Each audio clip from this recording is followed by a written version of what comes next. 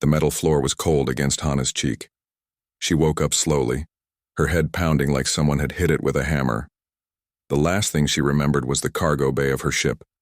Then a bright flash. Then nothing. Now she was here. Wherever here was. She pushed herself up to sitting and looked around. The room was a cage, plain and simple. Thick bars ran from floor to ceiling, and beyond them she could see more cages. Dozens of them. And in each cage sat a creature that looked nothing like a human. Some were tall and covered in scales. Others had too many arms or eyes that glowed in the darkness. One creature in the cage across from her had skin like moving water, constantly shifting and rippling. They all stared at her. Hana stood up carefully. Her body ached, but nothing felt broken. She was still wearing her ship uniform, a simple gray jumpsuit with her name patch on the chest. Her boots were gone. So was her comm device and the small knife she always kept in her pocket. A sound echoed through the chamber. Heavy footsteps. Something big was coming. The creature that appeared was massive. It walked on two legs like a human, but that was where the similarity ended. Its body was covered in thick reptilian scales that looked harder than metal. Its head was wide and flat, with eyes that sat on the sides like a lizard. When it smiled, Hana saw rows of teeth sharp enough to cut steel. "Awake finally," the creature said. Its voice was deep and rough, like gravel sliding down a metal pipe. "Good. I am Warden Kulvax. You are in my arena now." "Arena?" Hana kept her voice steady. "What arena?" Kulvax laughed. The sound made the other prisoners shrink back in their cages. "The Vrexian Colosseum. The greatest fighting arena in this sector of space. You should feel honored, human. Not many of your kind make it this far." Hana's mind raced. She had heard stories about the fighting pits on the outer worlds, places where captured beings were forced to fight for the entertainment of rich aliens. She had always thought they were just horror stories told by drunk cargo haulers. Apparently not. "I want to speak to whoever is in charge," Hana said. "There are laws about taking citizens of Earth. The Galactic Council will—" "The Galactic Council?" Kulvax laughed again. "Little human, the Council does not care about your kind. You are what we call a minor species. Not important, not powerful.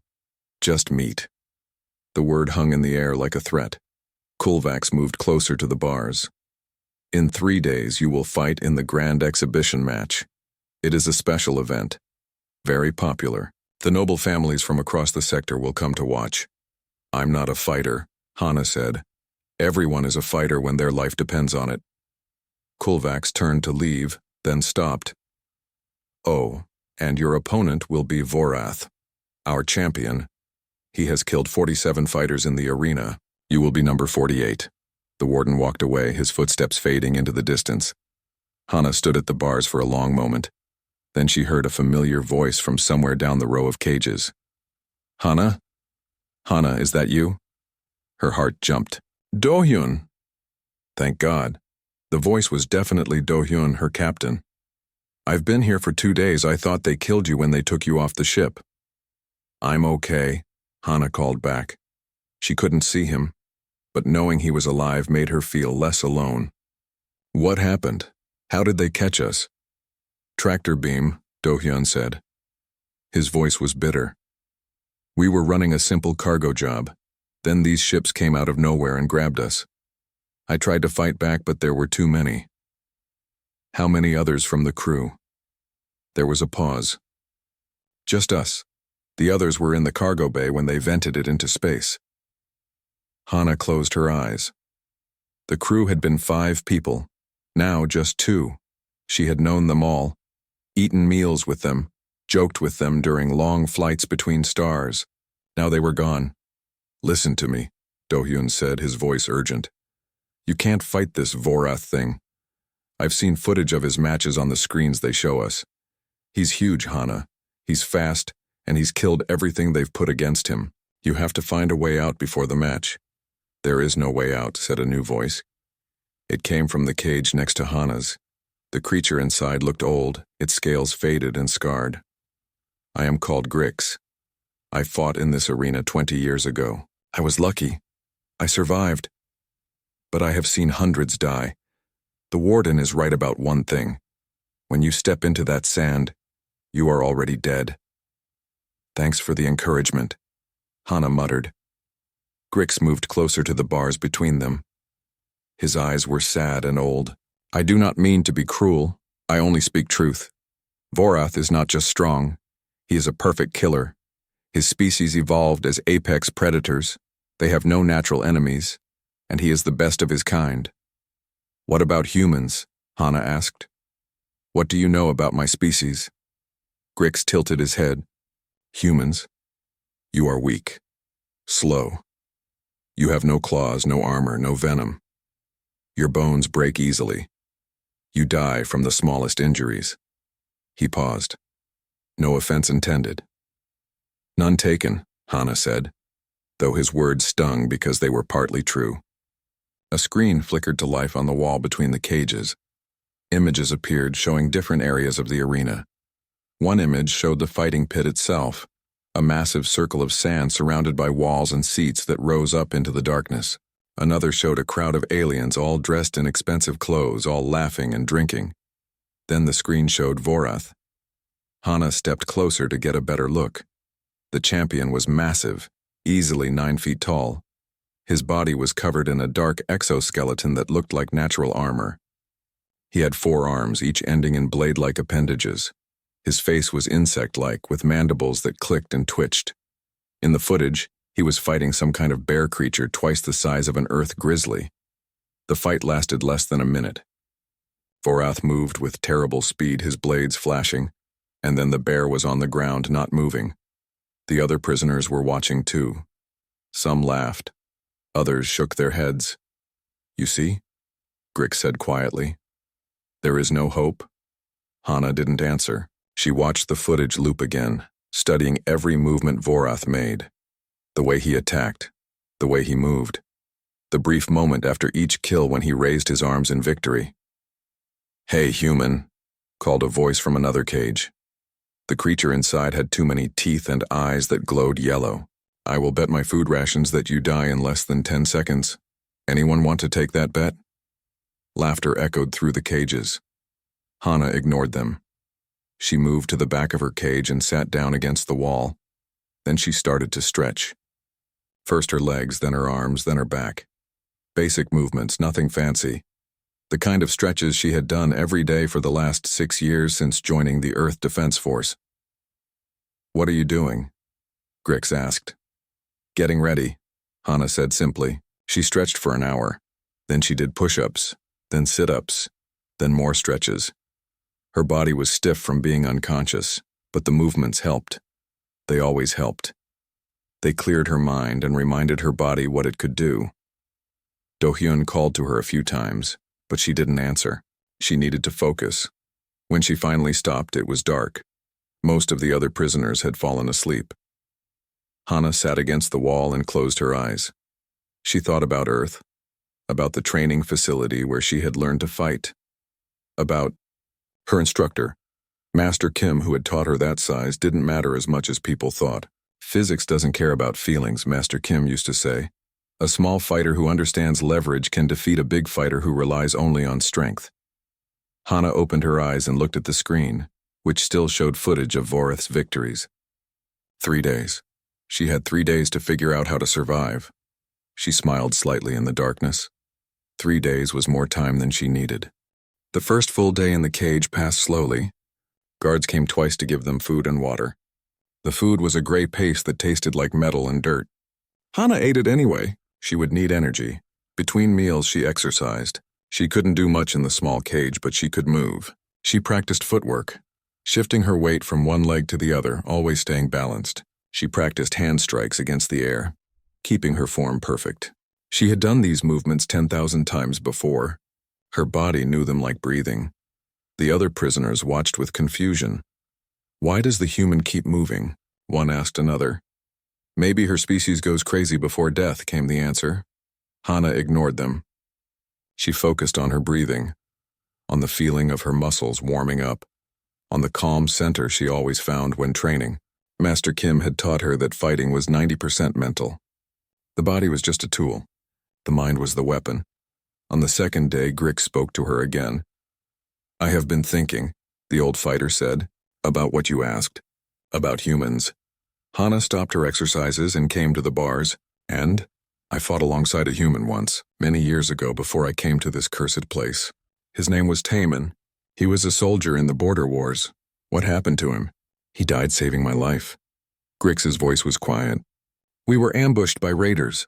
5 of them against the 2 of us. They were bigger, stronger, better armed. I thought we were finished. But Taman did not give up. He kept fighting. Even when they hurt him badly, he kept fighting. He used the environment against them, threw sand in their eyes, used a broken pipe as a weapon, made them fight in a narrow space where their size was a disadvantage." Grix paused. "He killed 3 of them before he fell. I killed the other 2 and escaped. I never forgot what he taught me that day." "What did he teach you?" "That humans do not win by being strong. They win by refusing to lose." Grix looked at her with his old, scarred eyes. "But Vorath is different. He is not just strong. He is perfect at what he does. Even Taman would have died against him." Hana thought about this. "Tell me about Vorath. How does he fight?" Grix moved closer to the bars. "He is very aggressive.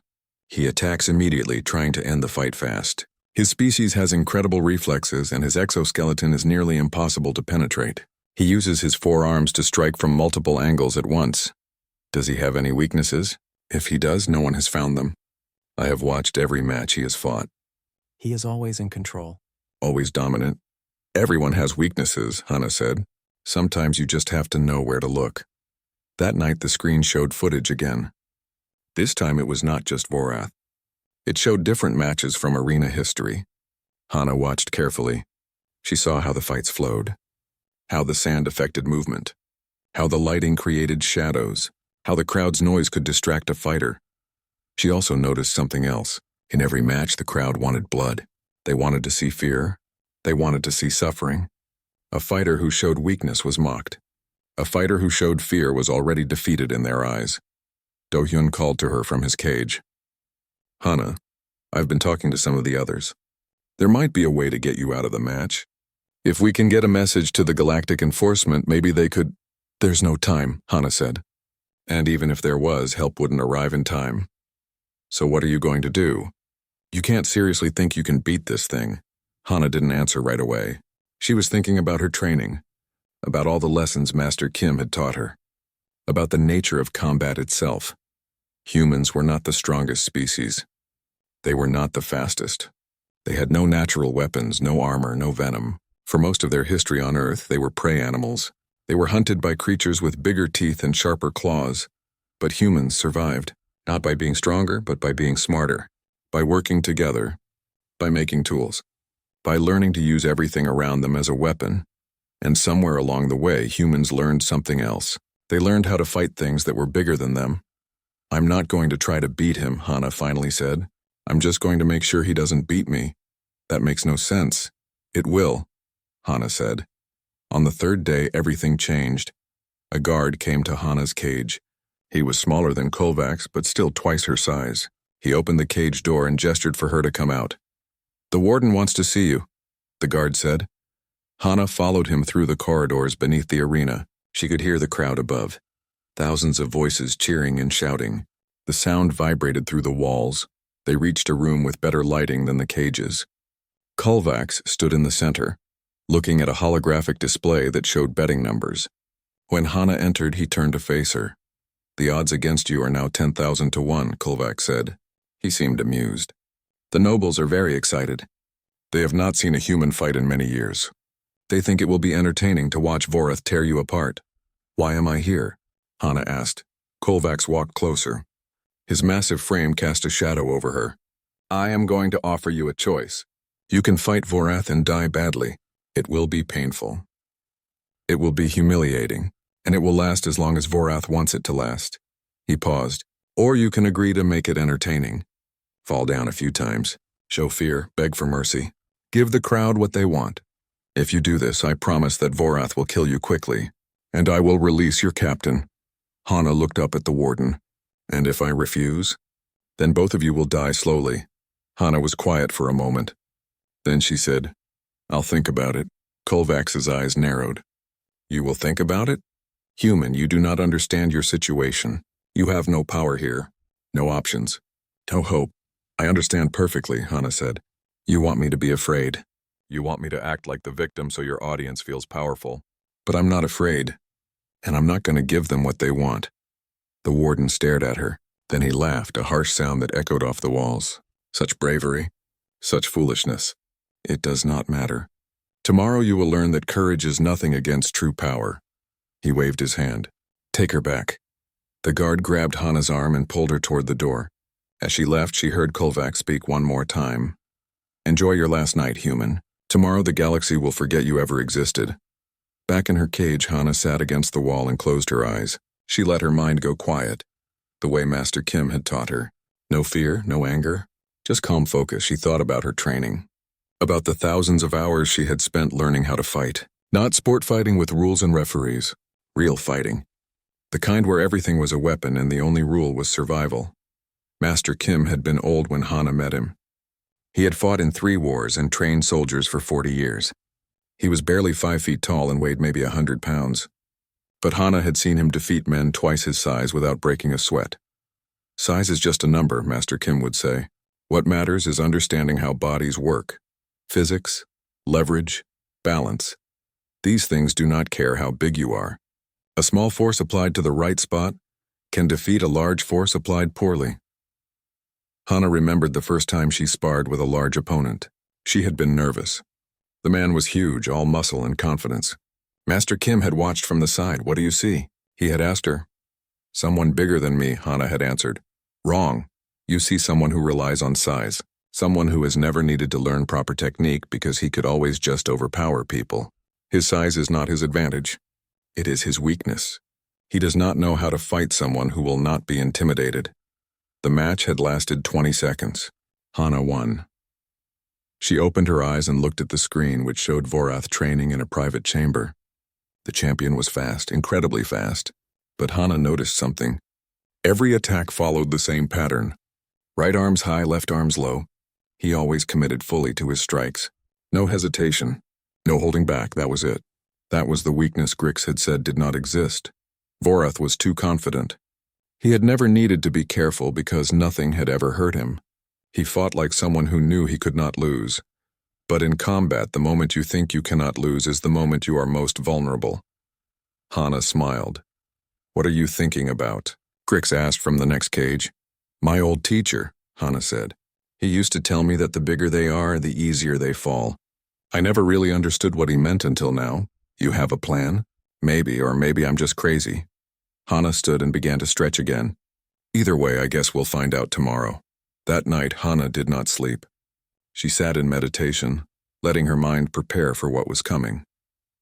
She thought about every fight she had ever been in, every technique she had learned, every lesson Master Kim had taught her, and she thought about the 3 seconds it would take to show the galaxy that humans were more dangerous than they looked. The morning came too fast and too slow at the same time. Hana was already awake when the guards arrived. She had been awake for hours, sitting quietly, breathing slowly, keeping her mind clear. Time to die, human, one of the guards said. He opened her cage and gestured for her to come out. Hana stood and walked forward. Her legs were steady.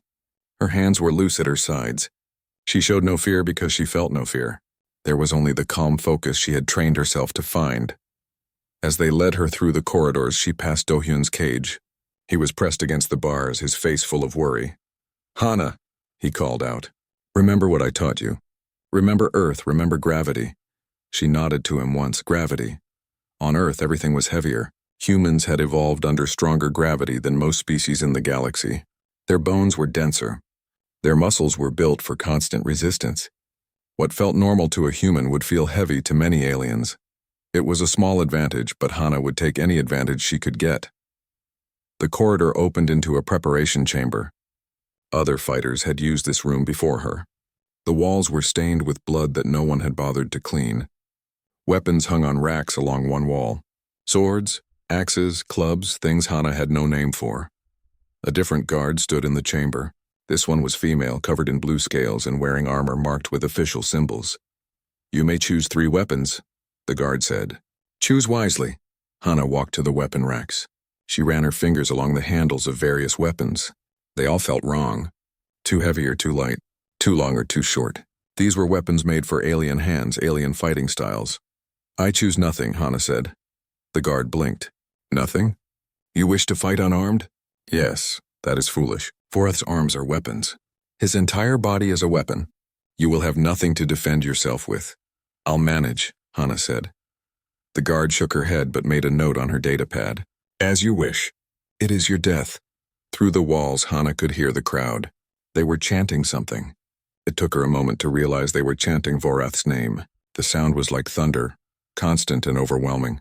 The match begins in 5 minutes, the guard said. You will enter from the east tunnel when the horn sounds. May your gods have mercy on you. The guard left. Hana was alone. She spent the 5 minutes doing what she always did before a fight. She breathed. She stretched. She let her body remember all the training it had absorbed over the years. Muscle memory was a real thing. Her body knew what to do even if her mind doubted. The horn sounded. It was a deep booming sound that vibrated through her chest. A door opened in the wall. Beyond it was a tunnel. At the far end, Hana could see bright light and hear the roar of the crowd growing louder. She walked forward. The tunnel seemed to go on forever. Each step brought her closer to the light, closer to the noise, closer to whatever waited in the arena. Hana kept her breathing steady, in through the nose, out through the mouth, slow and controlled. Then she stepped out into the arena. The noise hit her like a physical force, 200,000 beings screaming and cheering. The arena was massive, bigger than any stadium on Earth. Rows of seats rose up in all directions, filled with aliens of every shape and size. Holographic displays floated in the air, showing close-ups of the fighting pit. And the pit itself was exactly as Hana had seen on the screens. A circle of sand about 50 meters across, surrounded by walls too high to climb. The sand was stained dark in places, blood that had soaked in from previous fights. Above the arena, floating platforms held cameras that would broadcast the fight across the sector. Hana could see her own image on the displays. She looked small and fragile compared to the massive aliens in the crowd. An announcer's voice boomed from speakers built into the walls. Citizens of the Vrexian Empire, noble guest from across the sector, today we bring you a special exhibition match. The crowd roared. Our champion, the undefeated Vorath, will face a creature from the minor world called Earth, a human. The crowd's roar changed to laughter. Hana could hear the mockery in it.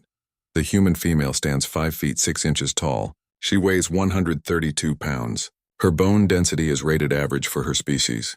Her reaction time is rated adequate. The announcer paused for effect. She has chosen to fight without weapons. The laughter grew louder. Some aliens in the crowd were falling out of their seats. They were laughing so hard. Hana stood in the center of the sand and waited. She did not acknowledge the crowd. She did not look at the cameras. She simply stood with her feet shoulder-width apart, her hands at her sides, and waited. The opposite tunnel began to glow. The crowd's laughter changed back to cheering. They were chanting again. Vorath! Vorath! Vorath. And then he appeared. Vorath was even bigger in person than he had looked on the screens. 9 feet tall, his body covered in black exoskeleton that gleamed under the arena lights. 4 arms, each ending in blade-like appendages that looked sharp enough to cut through steel. His head was insectoid, with mandibles that clicked together as he walked. He moved across the sand toward the center of the arena. Each step was confident, powerful, the walk of something that had never known defeat. Holographic displays showed his statistics. Height, 9 feet 2 inches. Weight, 430 pounds. Exoskeleton rated to withstand small arms fire. Reflexes 3 times human standard. 47 victories, 0 defeats. The betting numbers flashed on another display. The odds against Hana had climbed even higher. 15,000 to 1. Vorath reached the center of the arena and stopped about 30 feet from Hana. He looked at her the way someone might look at an insect they were about to step on. His mandibles clicked in what might have been laughter. A referee drone floated down from above. It was a small metal sphere with a glowing red eye. Standard rules apply, the drone's voice announced.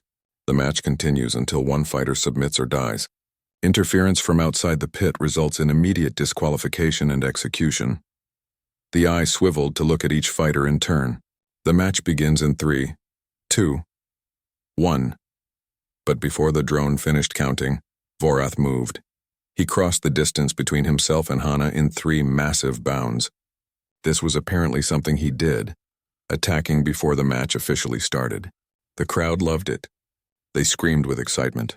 The referee did nothing to stop him. It just floated away. Vorath reached Hana in less than 2 seconds.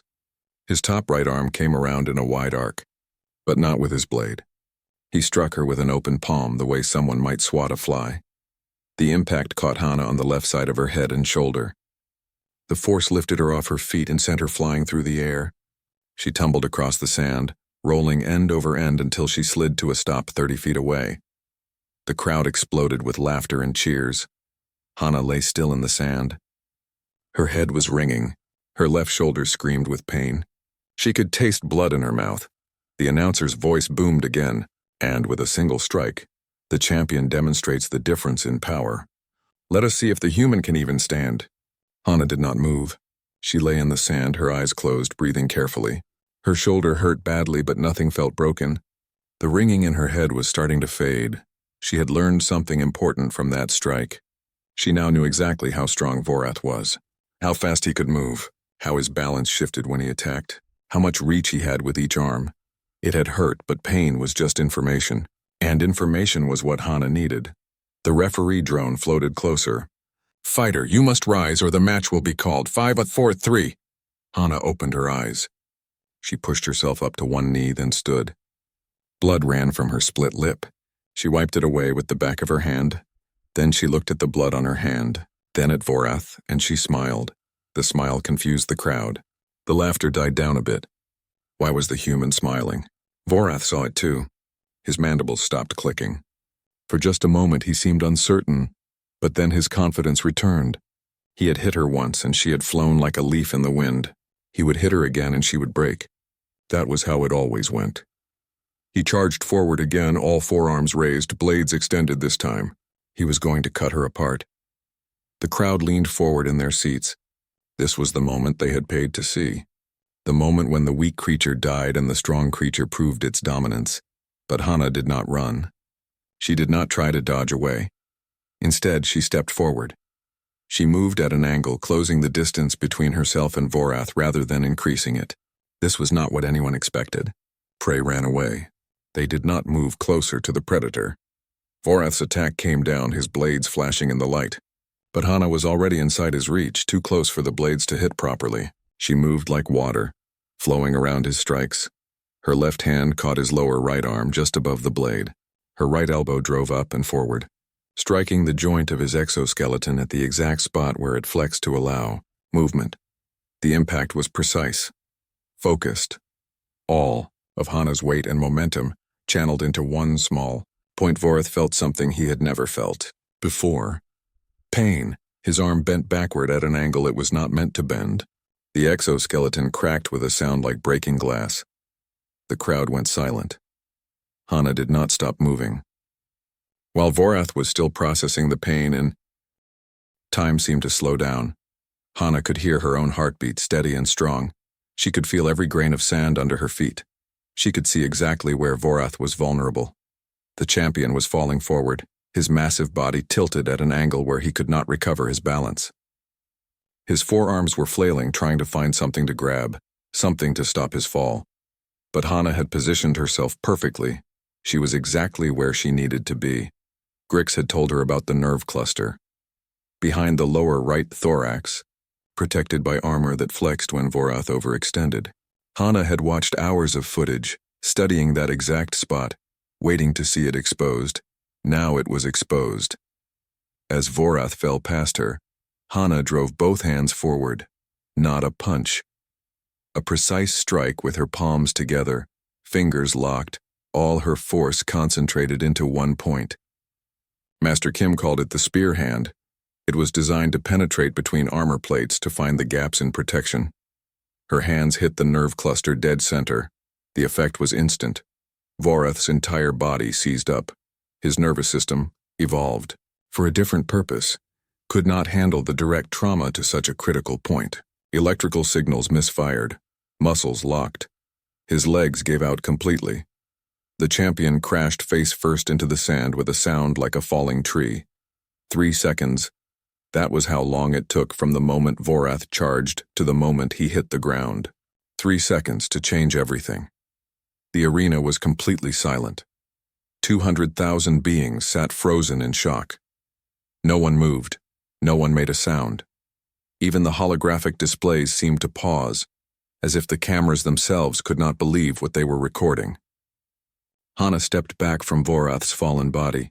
She was breathing hard but steady. Her shoulder still hurt from his first strike, but adrenaline was keeping the pain at a distance. She stayed balanced, ready to move again if needed. Vorath lay motionless. His forearms twitched occasionally, but he could not coordinate them. His legs moved weakly, trying to push his body up but failing. The great champion could not stand. The referee drone finally moved. It floated down closer to Vorath, scanning his body with red beams of light. Then it rose back up and its voice rang out across the silent arena. Match concluded. Vorath is unable to continue. Victor. The human designated Hana. For another 3 seconds, nothing happened. The announcement hung in the air like something impossible. Then the arena exploded, not with cheers, with chaos. Half the crowd was screaming in rage. Fortunes had been lost. Impossible things were not supposed to happen. The natural order had been violated. Aliens jumped to their feet, throwing things, shouting at each other. The other half of the crowd was screaming in disbelief. Some were checking their data pads frantically, looking at replays, trying to understand what had just happened. Others were simply staring at Hana with wide eyes. In the detention cells below, the other prisoners were roaring. The sound echoed through the corridors. Hana could not hear individual voices, but she knew Do-hyun was among them, probably laughing and crying at the same time. The holographic displays began showing replays. The match played over and over from different angles. 3 seconds. The moment Vorath charged. The moment Hana moved inside his reach. The precision strike to the nerve cluster. The fall. Some aliens in the crowd were arguing with each other. This had to be a trick, some kind of human technology. Maybe poison on her hands. Maybe hidden weapons. But the replays showed the truth. No tricks. No weapons. Just perfect technique applied at exactly the right moment. Hana stood in the center of the arena and watched the chaos around her. She felt strangely calm. This was not the first time she had won a fight against someone bigger. It was just the first time she had done it with 200,000 witnesses. Guards poured into the arena from multiple tunnels. They surrounded both Hana and Vorath, weapons raised. The referee drone spoke again. All fighters will return to holding cells immediately.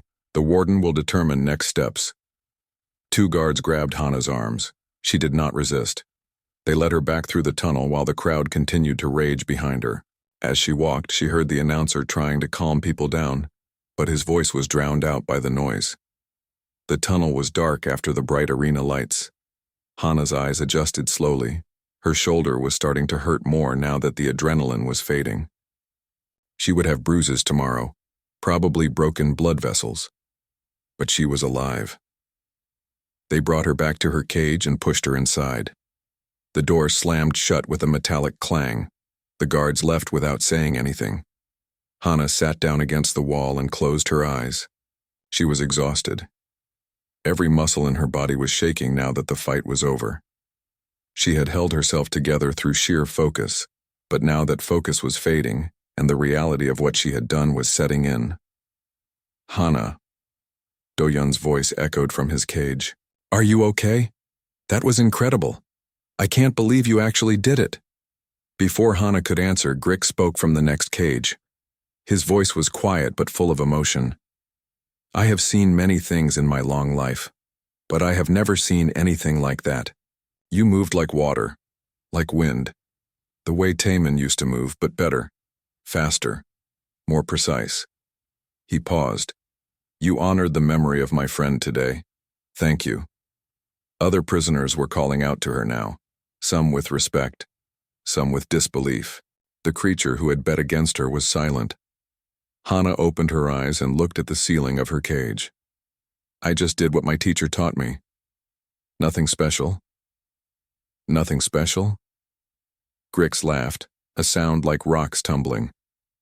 Human, you defeated the greatest champion in this sector of space. You did in 3 seconds what no one else has done in 3 years. That is very special. Heavy footsteps approached. The prisoners fell silent. Warden Kulvax appeared in the corridor outside the cages. His face was unreadable. He walked to Hana's cage and stared at her through the bars. You have caused me many problems, human, Kulvax said. His voice was controlled, but Hana could hear the anger underneath. The noble families are in chaos. Some have lost fortunes. Others are demanding investigations. They think the match was fixed. It wasn't, Hana said simply. I know that. Kulvax's claws tapped against the bars. I watched the footage. You used technique, precision, things I did not know humans possessed. He leaned closer. But now I am in a difficult position. Some nobles want you executed for embarrassing them. Others want you to fight again. They think Vorath was weak, that any of their champions could defeat you. What do you want? Hana asked. What I want is for you to never have come to my arena. Kulvax turned away from the cage. But you are here, and now I must deal with the consequences. Stay in your cage. I will decide what to do with you. The warden walked away. Hana watched him go, then leaned back against the wall. What do you think will happen? Do-hyun asked from his cage. I don't know, Hana said. But whatever happens, we showed them something important today. What's that? That humans are not weak. We're just different, and different can be dangerous. Hours passed. Guards brought food and water but said nothing. The screens on the walls showed news broadcasts about the match. Analysts were arguing about what had happened. Some called it luck. Others called it skill. One analyst, a being made of energy rather than matter, suggested that humans might have been underestimated. That word hung in the air. Underestimated. For hundreds of years, humans had been exploring the galaxy. They had found that most alien species were physically superior. Stronger, faster, more durable. Humans had accepted their place as a minor species, useful for trade and diplomacy, but not important in the grand scheme of things. But maybe that assessment was wrong. Maybe being physically weaker did not mean being less dangerous. Maybe humans had been so focused on what they lacked that they had forgotten what they possessed. Adaptability, intelligence, the ability to learn and improve. The stubbornness to keep fighting even when losing seemed certain. Earth had a gravity of 1g. Most species in the galaxy evolved on worlds with lower gravity. To them, Earth was a heavy world. Humans who grew up there developed dense bones and strong muscles just from existing. What felt normal to a human would feel exhausting to many aliens. And human martial arts had been refined over thousands of years. Techniques designed specifically to let smaller fighters defeat larger opponents. Leverage instead of strength, speed instead of power, precision instead of force. The galaxy had never bothered to learn about human combat techniques because they assumed there was nothing to learn. Why study the fighting methods of a weak species? Hana smiled to herself in the darkness of her cage. They would learn now. Late that night, new footsteps approached the cages. Not the heavy steps of Kulvax.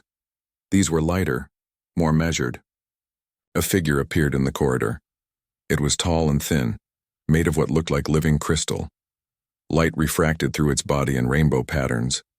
When it spoke, its voice was like music. I am Instructor Binna of the Galactic Arena Commission. I have traveled far to speak with you, human called Hana. Hana stood and approached the bars of her cage. What do you want? To offer you freedom. And much more. Hana studied the crystal being through the bars of her cage. Instructor Binna glowed softly in the dim light, casting rainbow reflections on the metal walls. There was something ancient about this creature, something that suggested it had seen many things across many years. Freedom, Hana repeated. In exchange for what? Knowledge, Binna said.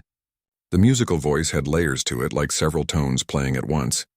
The Galactic Arena Commission oversees combat sports across 400 worlds. We study fighting techniques from every species. We maintain databases of martial traditions going back thousands of years. The crystal being shifted, light dancing across its surface. But we have no records of human combat methods. This was an oversight. Your match today proved that. So you want me to teach you how humans fight? Not exactly. Binna moved closer to the cage. What happened today will change things, Hana of Earth. Right now, across this sector, beings are watching replays of your match. They are analyzing your movements. They are questioning their assumptions about humans. The being paused. Some will see this as an opportunity.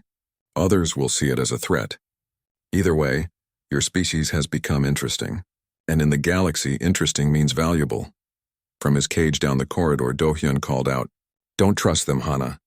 This is probably another trap." Binna turned to look in Do-hyun's direction. Though the being had no visible eyes, the captain is wise to be cautious. But I am not your enemy. The commission exists to regulate combat sports, not to imprison fighters. What happened here today violated several of our regulations. The being turned back to Hana. Warden Kovacs captured you illegally. The Earth government has protections under Galactic Council law. He ignored those protections because humans are seen as minor players, not worth the political trouble. And now, Hana asked, now the commission is involved. Now there are recordings of your fight being broadcast to billions of beings. Now Earth has leverage it did not have before. Binna's body chimed softly like wind through crystal tubes. I am authorized to offer the following. Your freedom and the freedom of Captain Do-hyun. The return of your ship fully repaired. Financial compensation for your illegal detention. And one additional offer. What offer? The commission will fund an Earth embassy here on Thoros Prime. A facility where humans can teach combat techniques to other species. You would serve as the chief instructor. The pay is substantial. The prestige is significant. And you would be helping your species gain respect in the galaxy. Hana was quiet for a long moment. This was not what she had expected when she woke up in a cage 3 days ago. She had expected to fight. Probably to die. But definitely not to become some kind of ambassador for human martial arts. Why me? She asked. I'm just a cargo ship security officer. There are better fighters on Earth. But you are the one who defeated Vorath. You are the one in the recordings. You are the one who proved that human techniques work against superior physical specimens. Binna's voice was gentle. Sometimes history chooses people rather than people choosing history. This is your moment, Hana. What you do next will affect how the galaxy sees your entire species. The weight of that statement settled over Hana like a heavy blanket. She thought about Earth, about the billions of humans who live their lives never thinking about the wider galaxy, about how they were seen as weak, as minor, as not important. One fight had changed that perception. 3 seconds had shifted the balance. What about Vorath? Hana asked. What happens to him? He will recover. His pride is hurt more than his body. But he violated commission rules by attacking before the match was officially started. He will be suspended for 1 year and fined. Binna paused. He has also requested to meet with you. That surprised Hana. Why? He wants to understand how you defeated him. Vorath has never lost before. He thought he was perfect. Now he knows he was wrong. This has made him curious. Grix spoke from the next cage. The crystal being speaks truth. I fought Vorath species before. They are proud but not foolish. They respect strength even when it defeats them. Hana looked at Grix. The old fighter had been kind to her during her imprisonment. He had shared information about Vorath. In a way, he had helped her win. What about Grix? Hana asked Binna. And the others who are imprisoned here? Are they illegal captives too? Binna was silent for a moment. Some are. Some entered the arena voluntarily, for money or glory. The commission will investigate each case. Those who were taken illegally will be freed. Those who chose to fight will have their contracts reviewed. I want Grix freed, Hana said. He fought for his freedom years ago and earned it. Kovacs kept him here anyway. That can be arranged, Binna said. Hana took a deep breath. The decision felt huge, like stepping through a door that would not open again once closed. But she thought about what Master Kim would say. He always taught that martial arts were not just about fighting. They were about helping others grow stronger. About passing on knowledge. I accept your offer, Hana said. Under one condition. Name it. Any species can learn at the facility. Not just the rich. Not just the powerful. Anyone who wants to learn human combat techniques should have access. Binna's body glowed brighter for a moment. That is acceptable. In fact, it is admirable. The commission agrees to your terms. The crystal being gestured with an arm that seemed to form from its body just for that purpose. Guards will release you within the hour. Your ship is already being prepared. Welcome to your new life, Instructor Hana. The being turned and walked away, its footsteps making soft chiming sounds against the metal floor. As soon as Binna was gone, the other prisoners started talking all at once. Duyun was asking questions. Grix was laughing. The creature who had bet against Hana was complaining loudly about unfair treatment. Hana sat down and closed her eyes. She was free. After 3 days in a cage and one fight that changed everything, she was going home, but not to stay. She was going to come back. She was going to teach. The thought made her smile. True to Binna's word, guards came within the hour. They opened Hana's cage and Doyun's cage and Grix's cage. The three of them were led through the corridors to a different area of the facility. This place was cleaner, better lit. It looked like an administrative section rather than a prison. They were taken to a medical bay where doctors checked their injuries. Hana's shoulder was badly bruised but not broken. They gave her medicine for the pain and told her to rest for a few days. Do-hyun had lost weight during his imprisonment but was otherwise healthy. Grix needed more extensive treatment for old injuries that had never healed properly. After the medical checks, they were given clean clothes and shown to comfortable rooms. Real beds, real food. It felt strange after the cages. That evening, Binna came to see them again. Your ship will be ready tomorrow. You are free to leave whenever you wish, but there is someone who wishes to speak with Hana first. They were taken to a large room with windows that looked out over the city. Thuros Prime was beautiful at night, covered in lights that stretched to the horizon. Vorath was waiting in the room. The champion looked smaller somehow, though he was still massive. His lower right arm was in a medical brace. He stood as they entered, but his posture was different from before. Less arrogant, more careful. Human, Vorath said. His voice was surprisingly soft, clicking less than before. I asked to meet you. Hana stepped forward. Doyun stayed close behind her, protective. But Vorath made no aggressive moves. I have fought for 10 years, Vorath said. I have never been defeated. I thought I was perfect. I thought nothing in the galaxy could challenge me. He gestured to his injured arm. You taught me I was wrong. Everyone has weaknesses, Hana said. You just had never met anyone who knew how to find yours. Will you teach me? Vorath asked. The commission says you will open a school. I wish to be your first student. The request caught Hana off guard. The great champion wanted to learn from the human he had tried to kill. Why? Hana asked. Because you defeated me with technique I have never seen. Because you showed me that size and strength are not everything. Because I do not wish to be defeated like that again. Vorath's mandibles clicked once. And because I respect you. You could have killed me in the arena. You chose not to. That shows strength of a different kind. Hana thought about it. Then she nodded. Okay, when the school opens you can join. But you'll have to train like everyone else. No special treatment. I would expect nothing less, Vorath said. He extended his upper right arm in what Hana recognized as a gesture of respect among his species. She reached out and clasped his hand. They stood like that for a moment. The massive champion and the small human, connected by mutual respect. 3 months later, Hana stood on the balcony of the new embassy building. The facility was impressive, built with commission funds and Earth government support. It had training rooms, meditation spaces, equipment for every kind of physical exercise. And it had students. Vorath was there, training every day. So was Grix, who had decided to stay and help teach. Beings from 24 species had enrolled. Some were professional fighters. Others were security personnel. Some were just curious about human combat techniques. Hana watched them train in the courtyard below. She saw a tall insectoid being practicing stances with a short mammalian creature. She saw